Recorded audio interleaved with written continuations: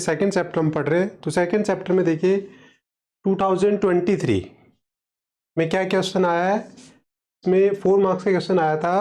First question आया है, discuss any two merit and demerit of the green revolution in the agriculture sector in the Indian economy.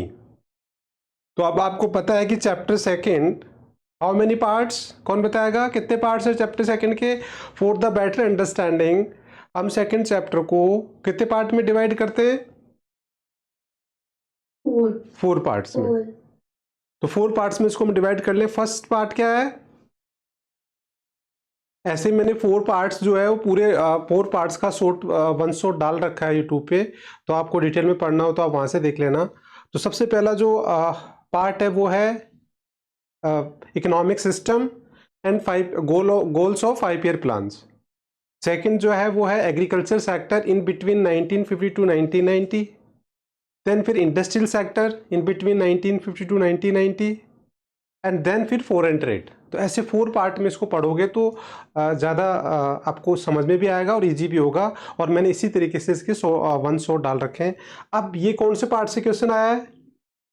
Second part से। Agriculture in between 1950 to 1990। Agriculture में आपको पता है कि there were 2 type of reforms, one is land reform and second is green revolution. तो ये green revolution का सबसे इंपॉर्टेंट पार्ट है कि भाई इसमें मेरिट डिमेरिट क्या रही। तो बहुत ईजी सा क्वेश्चन है कि मेरिट डिमेरिट क्या है, तो ये तो नोट्स में डायरेक्ट दे रखा है इसका आंसर कि मेरिट के अंदर आप बहुत सारे पॉइंट्स लिखते हैं। कोई 2 पॉइंट बता सकते हैं आप मेरिट के और डिमेरिट के? वैसे तो हमने 6 पॉइंट्स कर रखे हैं। एनी 2 पॉइंट्स ओनली नेम बता दो। Rising crop productivity and then second increase in acreage, agrees under the area under the cultivation, ठीक है। इसके अलावा सेल्फ रिलायंस, मॉडर्नाइजेशन, ट्रेडिशनल, बहुत सारे पॉइंट्स हैं। उनमें से कोई भी 2 आपको क्या करने, एक्सप्लेन करने, उनके मैंने कीवर्ड्स भी सारे करवा रखे हैं। ऐसे demerits, limited crops, limited area, ठीक है, rise in unemployment, अनएम्प्लॉयमेंट, ठीक है, और लैंड की फर्टिलिटी और वो सारा क्या यूज़ ऑफ केमिकल्स और उनकी वजह से तो हेल्थ इश्यूज, वो सारे तो हमने सारे पढ़े हैं। आप उनमें से कोई 2 आराम से लिख सकते हैं। तो ये नोट्स में बहुत ही प्रॉपर तरीके से दे रखा है, आप पढ़िएगा, कोई डाउट होगा तो बताइएगा, तो ये आराम से आप कर सकते हैं।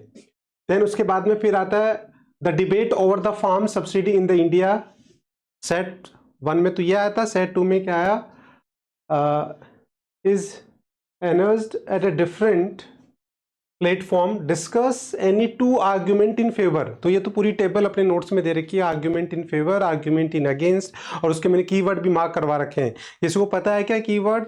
आप तो फेवर के बता दो, अगेंस्ट के तो वाइस वर्सा हो जाएंगे। कीवर्ड्स बता रखे हैं मैंने, पूरी टेबल बना रखी है हमने नोट्स में। एनीवन? रिस्क आ गया, वेरी गुड।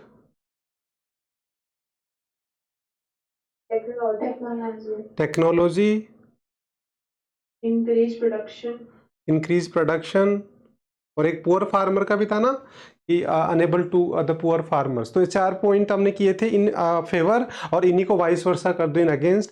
अब आपको ये सब डिटेल में देखना है तो या तो मेरे नोट्स को पढ़िए या फिर जो 1 शॉट मैंने डाल रखा है यूट्यूब पे वो देखिए। अब सब कुछ मैंने डिटेल में समझा रखा है, तो एक बार आप पढ़िएगा, आराम से कर सकते हो, पूरी टेबल हमने बना रखी है। देन अगेन फिर ये सेम ही क्वेश्चन आया सेट 3 में। सेट 2 और सेट 3 में दोनों में सेम ही क्वेश्चन आया है, और सेट 1 में क्या आ गया?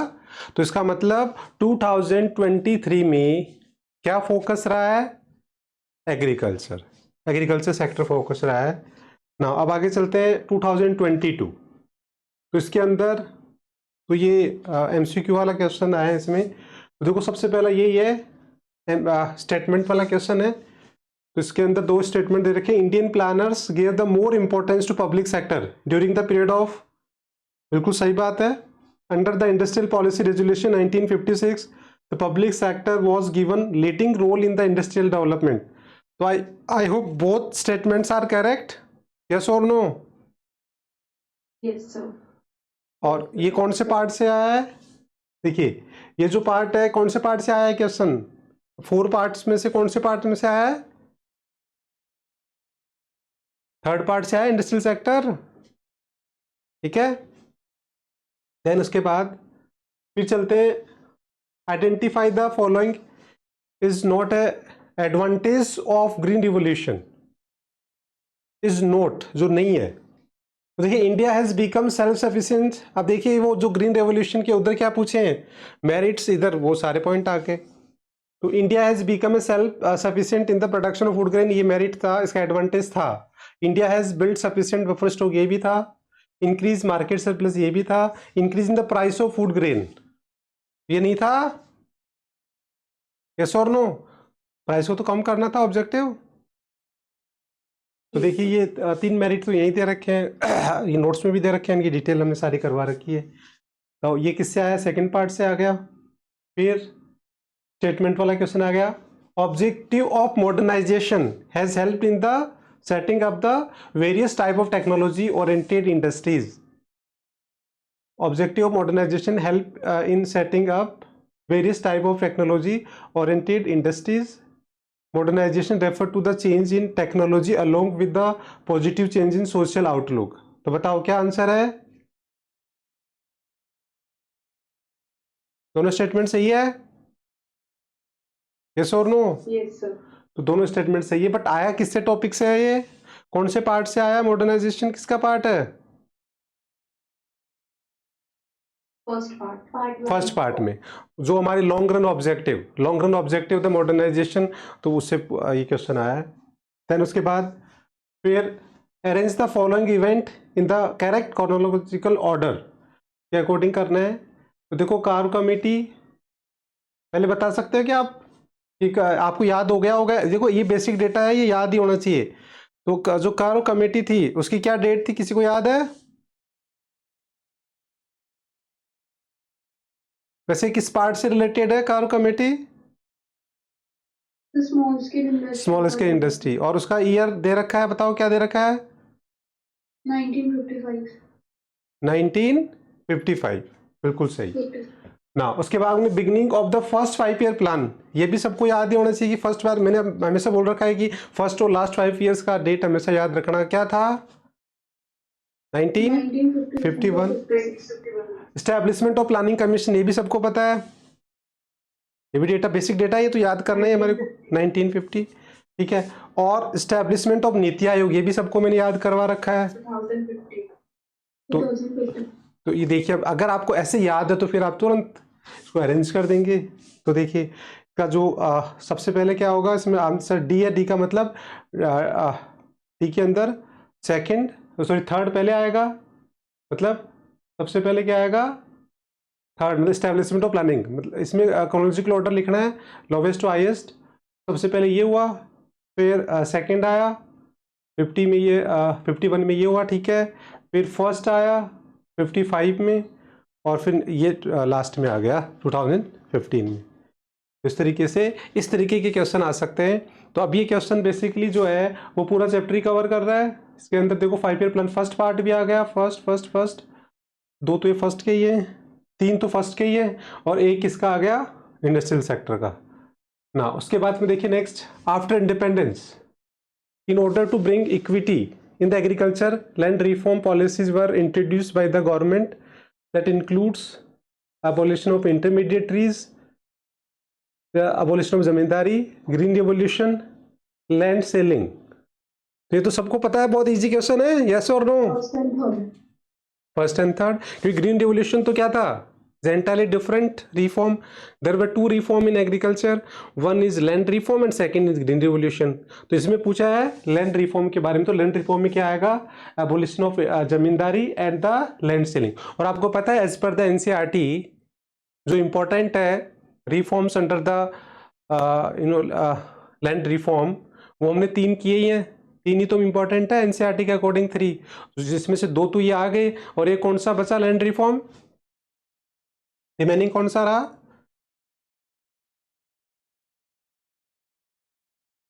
भाई लैंड रिफॉर्म अगर हम बात करें तो उसका मीनिंग और उसके 3 टॉपिक पे शॉर्ट नोट्स तैयार आपको करना है। तो 2 तो ये आ गए, एक अबोलिशन ऑफ जमींदारी और दूसरा क्या आ गया, लैंड सेलिंग।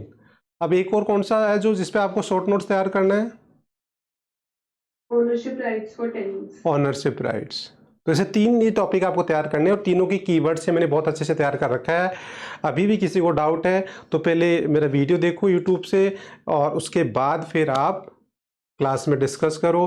तो मैंने बहुत अच्छे से समझा रखा है सब कुछ ना। उसके बाद फिर आता है in first industrial policy resolution of independence India was announced. First industrial policy resolution बताओ कौन सा था? 48 48 और 1948 और 56 हमारा क्या था? सेकंड था। तो सेकंड ही ज़्यादा इंपॉर्टेंट था क्योंकि फर्स्ट इतना रिकॉग्नाइज नहीं था। तो ये अभी ध्यान होना चाहिए कि फर्स्ट इंडस्ट्रियल पॉलिसी रेजोल्यूशन 1948 था। ये एनसीईआरटी का क्वेश्चन है विच इज़ वेरी इंपॉर्टेंट ना। उसके बाद second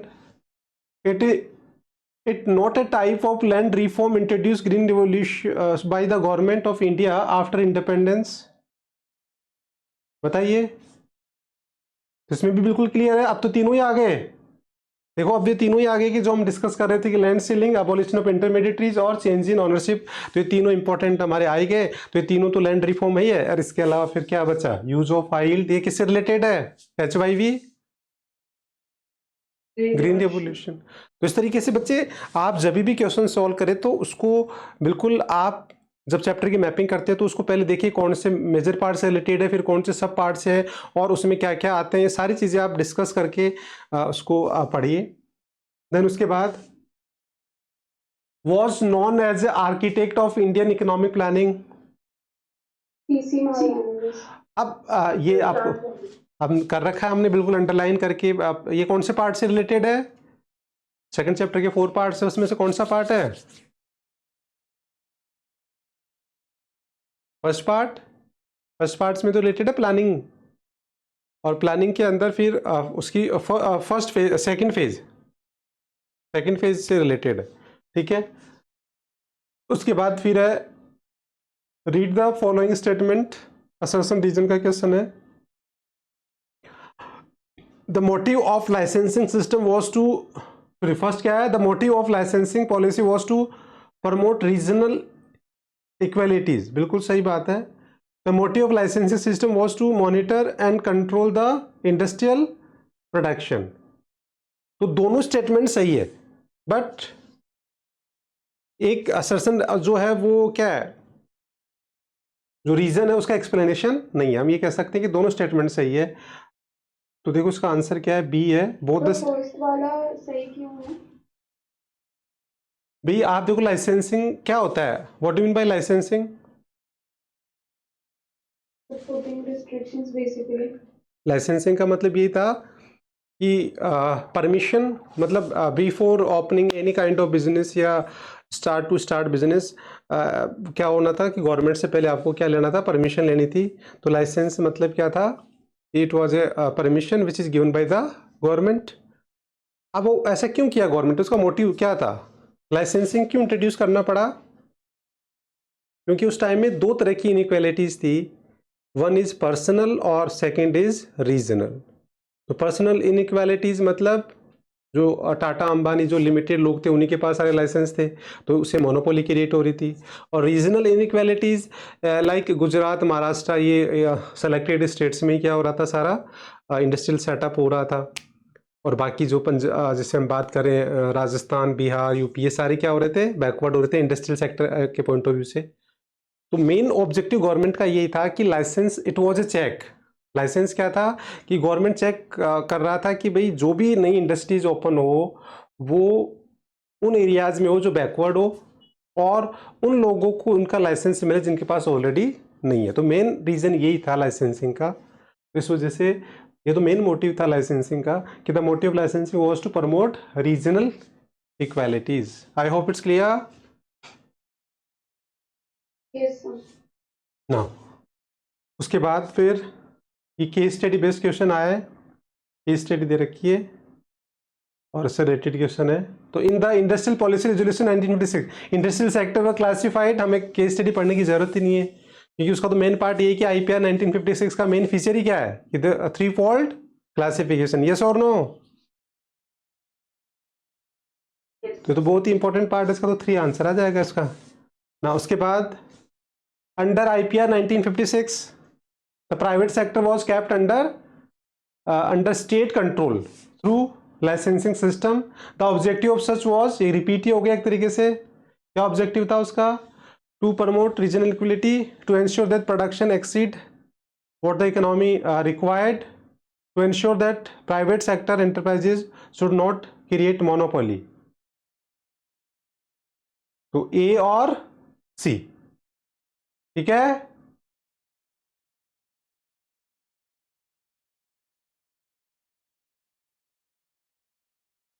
D answer is correct. इसमें क्या लिखा हुआ है? अंडर द IPN 1956 तो कंट्रोल, हाँ तो ठीक है। Licensing system, the objective such policy was,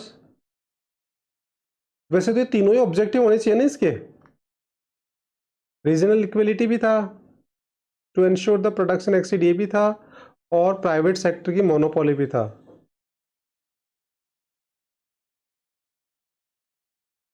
regional inequality तो नहीं था कहीं, ये कोई टाइपिंग मिस्टेक होगी क्या? हालांकि इसमें ए और बी का आंसर दे रखा है, but to promote the regional equality ये भी तो ऑप्शन था ही।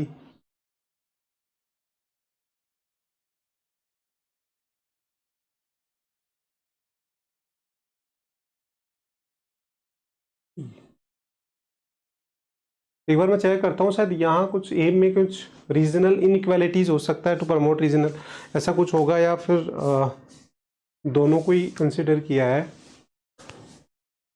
तो एक बार IPR जो था लाइसेंसिंग, उसके अंदर एक बार नोट्स निकालो आप, उसके अंदर लाइसेंसिंग का क्वेश्चन दे रखा है, और उसके अंदर एक क्वेश्चन ही दे रखा है ना सेपरेट IPR के, बिल्कुल जस्ट नीचे जाइए आप नोट्स में, उसमें एक प्रॉपर क्वेश्चन दे रखा है, एक बार रीड आउट प्लीज, क्या क्वेश्चन था वो?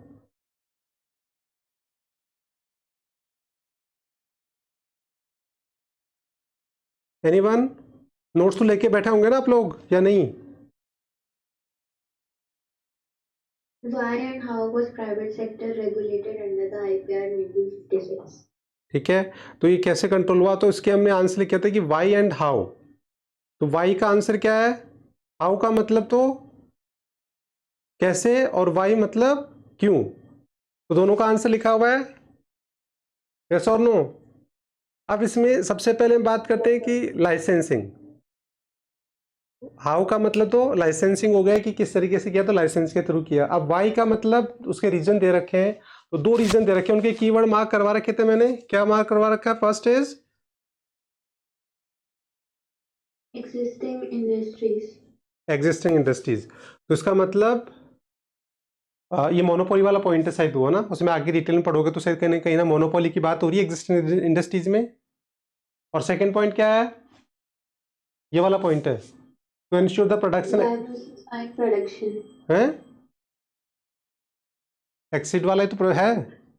तो मेनली दो पॉइंट को डिस्कस किया है उन्होंने, मतलब ये जो पॉइंट है प्रमोट टू रीजनल इक्वलिटी, तो फिर अगर मेन फोकस आपने देखा कि एनसीईआरटी के अकॉर्डिंग दो पॉइंट पे है, बट इससे पहले वाला जो क्वेश्चन था फिर के अंदर तो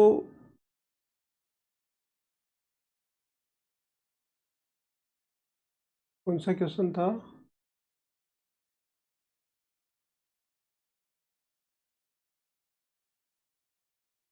स्टेटमेंट वाला क्वेश्चन था, असर्शन रीजन वाला था,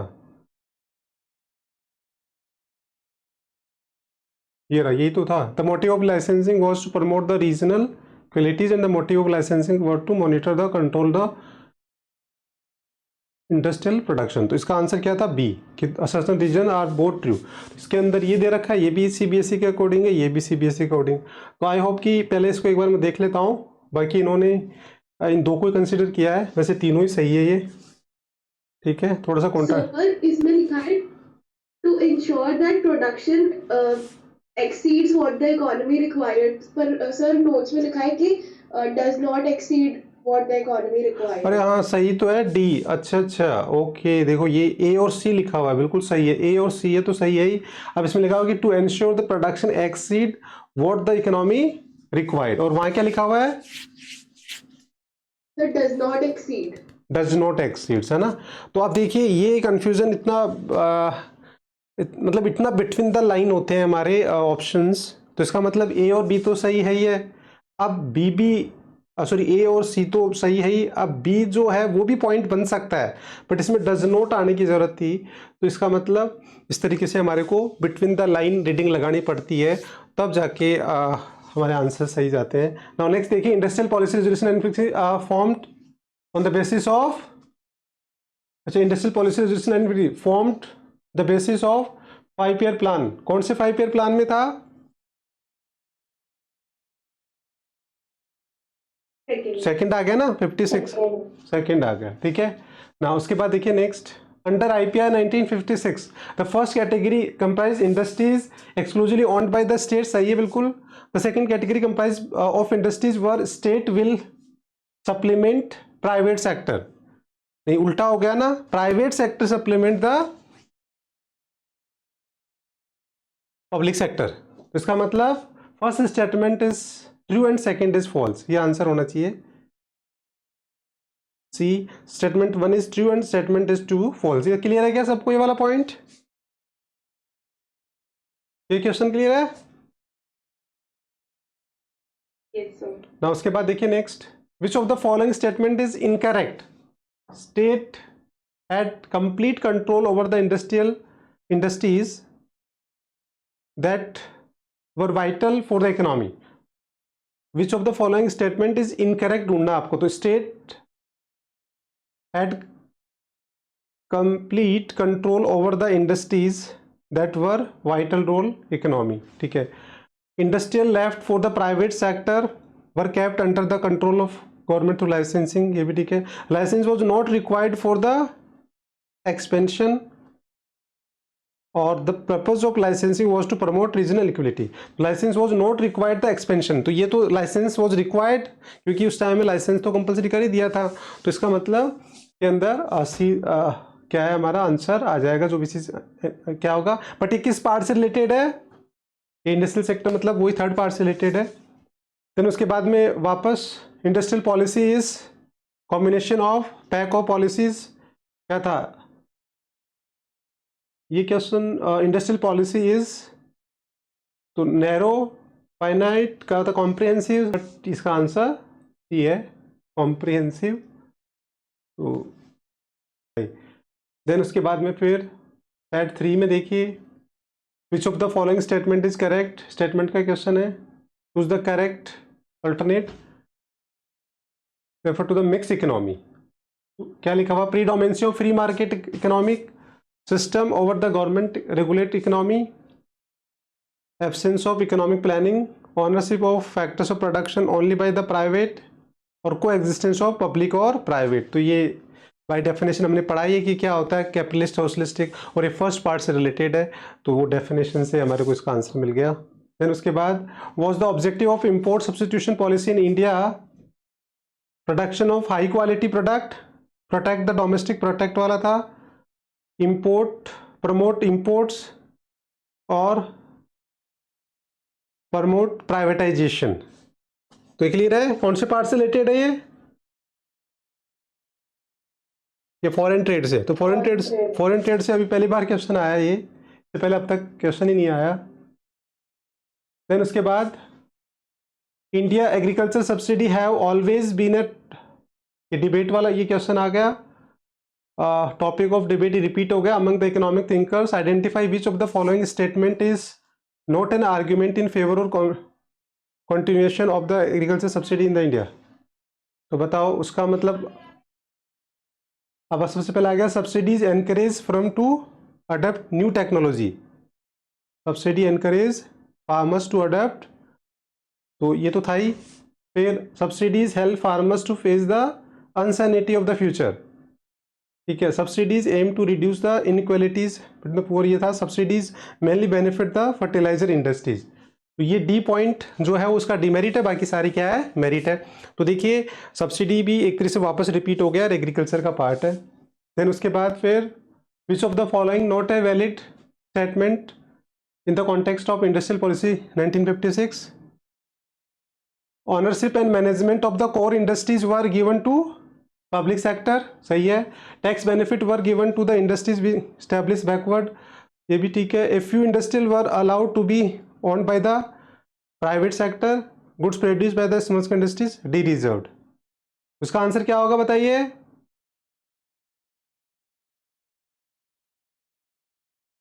goods produce by the small scale industries क्या हुआ था? रिजर्व हुआ था, डी रिजर्व थोड़ी हुआ था।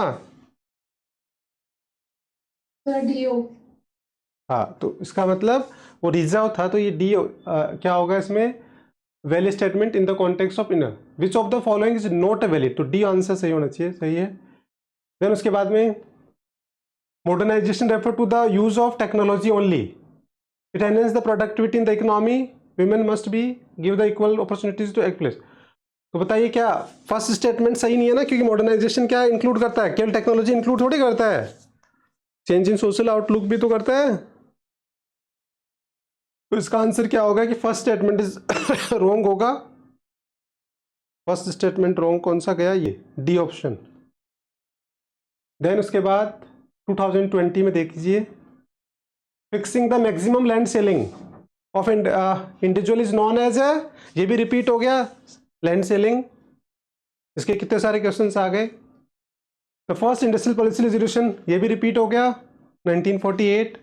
अब आप देखो 3 इयर्स में जैसे हम आते हैं, ये एक आप देख लो, चाहे वो इंडियन इकोनॉमी हो चाहे वो मैक्रो हो, आप सीबीएसई के 3 ईयर के क्वेश्चन ढंग से तैयार कर लो, उसके बाद में जैसे आप 4th ईयर में जाओगे सब कुछ रिपीट होना स्टार्ट हो जाता है। तो इससे हमारे को एक पैटर्न करेक्ट हो गया कि आपको जो मेनली फोकस करा है सीबीएसई के 3 इयर्स पे फोकस करना है, उसके बाद आप खुद ही देख रहे हो रिपीट हो रहा है। तो जब आप अगर जैसे आईडी में तो हमारे पास 3 इयर्स का डेटा है अभी, बाकी मैक्रो में तो हमारे पास बहुत बड़ा डेटा है 2011 से लेके 2023। तो अब इससे एक बिल्कुल पैटर्न करेक्ट हो गया कि क्या करेक्ट हो गया कि अब आप जब ये सीबीएसई का क्वेश्चन बैंक से हमारे को पता लग रहा है कि 3 इयर्स करने के बाद रिपीट हो रहा है, और अगर आप मोर देन 3 इयर्स करके जाओगे 5 इयर्स 10 इयर्स, तो डेफिनेटली है कि एग्ज़ाम में सब कुछ सेम ही आने वाला है। और यही रीज़न है कि मैं इतना कॉन्फिडेंटली बोलता हूँ कि आप लोग स्कैनर कर लीजिए, मेरे क्वेश्चन बैंक कर लीजिए, टारगेट स्टडी 90% पेपर की लैंग्वेज भी सेम आएगी, मतलब क्वेश्चन का लैंग्वेज भी आपको सेम नज़र आएगा कि अरे तो लैंग्वेज भी चेंज नहीं हुई। तो अब इतना हमने ये एक तरीके से डिकोड कर लिए। Discuss the behind the rational behind choosing the self reliance as a, तो ये आपका क्या हो गया? लॉन्ग रन ऑब्जेक्टिव में सेल्फ रिलायंस आ गया। तो सेल्फ रिलायंस के बारे में आपको सारा शॉर्ट नोट्स कैसे लिखना है वो सब बता ही रखा है। डिस्कस ब्रीफली द, ये आ गया मॉडर्नाइजेशन आ गया। सेल्फ रिलायंस मॉडर्नाइजेशन पहले भी आ चुका था, ये रिपीट हो गया यहाँ। तो आपने देखा होगा कि ये कौन सा आएगा? Land reform. Discuss any rational behind the implementation of land reform in the post independence. तो अब ये देखिए कि लैंड रिफॉर्म का ये सारे रिपीट, मतलब इसमें से एक भी ऐसा क्वेश्चन है वैसे सेल्फ रिलायंस, मतलब एक तरीके से ये देख लो कि भाई ऑब्जेक्टिव में हालांकि वो भी आ गया, तो इनडायरेक्टली कहीं ना कहीं वो भी आ चुका है। एक भी क्वेश्चन ऐसा नहीं है 2022 में कि आपने 2 ईयर कर लिए उसके बाद में इसमें कहीं ना कहीं कोई ना कोई क्वेश्चन, कोई 1 मार्क्स में 3 मार्क्स में कहीं ना कहीं वो रिपीट हो चुका है। तो इस तरीके से ये हमारा क्वेश्चन बैंक हो गया, ठीक है। अब इसके बाद में ये एनसीईआरटी का क्वेश्चन बैंक है। तो एनसीईआरटी का क्वेश्चन बैंक भी इसमें इंपॉर्टेंट होता है, रीज़न क्योंकि इसमें हमारे पास अभी 3 इयर्स का सीबीएसई का क्वेश्चन बैंक है। तो अब एनसीईआरटी में भी हम देखें तो देखो एनसीईआरटी में भी मैं आपको इंपॉर्टेंट वाले क्वेश्चन बता देता हूँ। ये तो सारा 1 मार्क्स का define plan, why did India opt for the planning, why should plan have goals, ये तो सब 1 मार्क्स के हैं। HYV सीट्स क्या होते हैं, what is the market surplus, ये सब हमने जब थ्योरी पढ़ा है तभी मार्क करवा दिए थे मैंने सब। Explain the need and type of land reform implemented in the, ये इंपॉर्टेंट है। एक्सप्लेन द नीड एंड, ये बड़ा क्वेश्चन आ सकता है, इसको इंपॉर्टेंट लगा लेना आप। ये ग्रीन रिवोल्यूशन वाला आ ही चुका है, what is green revolution, why was implemented and how did it benefit the farmers. तो वैसे भी हमारी टारगेट स्टडी तो है ही कि आपको पता है कि हमने टारगेट स्टडी क्या करी है पहले, आपने देखा है। चलो मैं एक बार पहले इंपॉर्टेंट बताता हूँ, फिर मैं टारगेट स्टडी लास्ट में बताता हूँ। तो ये तो दोनों टॉपिक हमारे टारगेट स्टडी से रिलेटेड है, ग्रीन रिवोल्यूशन और land reform. Explain the growth with equity, ये देखिए ये इंपॉर्टेंट है। ग्रोथ विद इक्विटी एनसीईआरटी में नहीं दे रखा है, ये आपको 2 ऑब्जेक्टिव को मिला के करना है, growth with equity, modernise economic growth और इक्विटी को मिला के आपको आंसर लिखना है, जिसको मैंने बता रखा है 5th objective of economic planning, उसको मैंने पूरा डिटेल में समझा रखा है, ठीक है। देन उसके बाद does modernisation is planning objective created the contradiction in the light of employment. इसको भी एक इंपॉर्टेंट, ये वाला भी मॉडर्नाइजेशन, ये वाला भी क्वेश्चन इंपॉर्टेंट बनता है। Necessary for the developing country like India to follow self reliance as a planning objective. तो सेल्फ रिलायंस का तो क्वेश्चन आ ही चुका है कितनी बार। What is a sectoral composition of an economy, it is necessary that service sector should contribute maximum. ये भी इंपॉर्टेंट क्वेश्चन है। सारे आंसर्स मैंने दे रखे हैं आपको, आपके जो नोट्स है उसके पीछे एनसीईआरटी सॉल्यूशंस आपके पास दे रखे हैं, तो वो सारे आंसर्स आप वो आंसर्स आपको उसको फाइनल नहीं मानना है, उनको थोड़ा अपडेट भी कर लेना आप नोट्स से, थोड़ा सा उसमें आंसर को और अच्छा लिख सकते हैं। तो ये देखिए ये भी इंपॉर्टेंट बनता है। उसमें सर्विस सेक्टर जो है वो जीडीपी में कंट्रीब्यूट क्यों कर रहा है, इसका रीजन आपको बताना है। देन उसके बाद why was the public sector giving the leading role industrial development during the planning period, ये भी इंपॉर्टेंट है। Explain the statement that green revolution enable the farmers, ये तो वही रिपीट ही हो गया एक तरीके से, उसका एडवांटेज भी क्वेश्चन है। सब्सिडी वाला आपने देखा, ये एक बहुत बार पूछ लिया है। Why despite the implementation of green revolution 60% of the India's population continue to be engaged in the very important 15। then उसके बाद में through the public sector very essential industries many public sector undertaking incur the huge losses are drains in Indian economy, discuss the usefulness of public। तो ये तो importance of public sector आपने देखा ही है, वो तो बहुत easy सा topic है, डायरेक्ट क्वेश्चन है। then उसके बाद में explain how important substitution can protect the, this is very important 17। और फिर why and how 17 18 both are important. और ये 1 मार्क्स का तो आपको सारा हमने कर ही लिया, आप इसमें मैच कर ही देंगे। करते हैं, अब हमने सबसे पहले देखा कि चैप्टर सेकंड जो है वो 4 पार्ट में डिवाइड कर लिया। अब फर्स्ट पार्ट जो है वो है Indian economic system and common goal of 5 year plan. अब आपने क्वेश्चन बैंक देखा सीबीएसई का और एनसीईआरटी का, और उससे बिल्कुल क्लियर है कि सबसे इंपॉर्टेंट जो टॉपिक है फर्स्ट पार्ट में वो एक ही निकल के आ रहा है, और वो है long run period goal of planning. Yes और नो, मैक्सिमम क्वेश्चंस इसी से आए हैं, बाकी सारे तो 1 मार्क्स हैं। तो इसका मतलब अब हमारे को बिल्कुल क्लियर पता लग जाता है, क्वेश्चन बैंक को बस डिस्कस करने का यही रीजन है कि अब आपको लॉन्ग रन ऑब्जेक्टिव जो है वो ढंग से तैयार करने for the short notes, and उससे रिलेटेड जितने भी क्वेश्चंस हैं उनके आंसर्स को फ्रेमिंग कर लो। अगर कोई भी क्वेश्चन लॉन्ग रन ऑब्जेक्टिव से आ गया तो हमारा चैलेंज ये होना चाहिए कि कोई हाफ मार्क्स भी इसमें नहीं काटे। इसको बोलते हैं टारगेट स्टडी, और टारगेट स्टडी ऐसी तैयार करो कि अगर वो उससे रिलेटेड क्वेश्चन आए तो आपका हाफ मार्क्स भी नहीं कटे, तब जाके आप 90 और 95 क्रॉस कर पाओगे। अब फर्स्ट पार्ट में इतना सारा दे रखा है, ये सारा रीडिंग लगाने लायक है, बस केवल एक टॉपिक ढंग से तैयार करना है, long period goal of planning.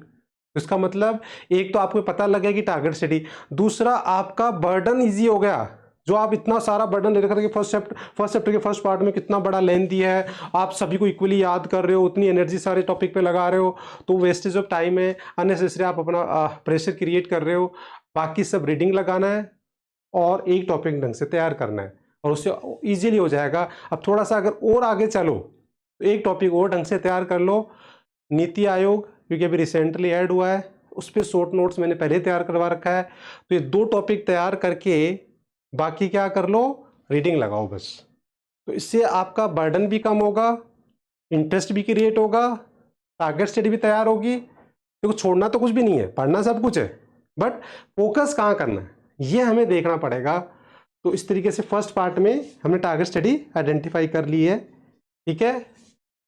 ये गोल्स आ गए, इनको मैंने बहुत अच्छे से बता रखा है। इनका आपको अगर डिटेल में देखना हो इकोनॉमिक लॉन्ग रन ऑब्जेक्टिव, तो इसका वीडियो मैंने 2 वीडियो बना के डाल रखे हैं इसके, एक इंडिविजुअल इसका सेपरेट डाल रखा है, एक 1 शॉट में भी डाल रखा है। तो उसमें आप देखना सारे कीवर्ड सब कुछ मैंने डिटेल में डिस्कस कर रखा है, तो आप इनको पढ़िएगा लॉन्ग रन ऑब्जेक्टिव।